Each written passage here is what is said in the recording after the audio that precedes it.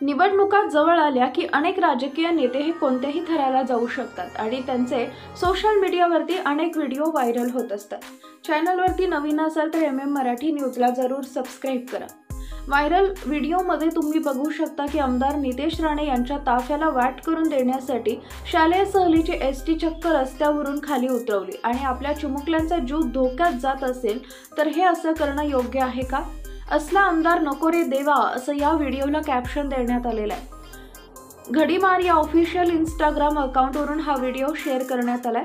आता मंदिरांमध्ये हीच अवस्था आहे ज्यामध्ये राजकीय नेत्यांना डायरेक्ट VIP सुविधा दिल्या जातात आणि गोरगरीब मात्र प्रेमाने आणि भावनेने रांगेमध्ये राहून दर्शन घेतात। इथे तर डायरेक्ट त्यांनी बसला खड्ड्यातच घालायला लावलेला आहे। ही बस प्रवाशांची नाही तर चक्क शालेय विद्यार्थ्यांची आहे। त्यामुळे जरा जरी आमदारांनी विचार करायला पाहिजे होता अशा सुद्धा कमेंट्स आलेल्या आहेत। सोशल मीडियावरती या घटनेचा व्हिडिओ प्रचंड व्हायरल झाल्यानंतर लोकांनी संताप व्यक्त केलेला आहे।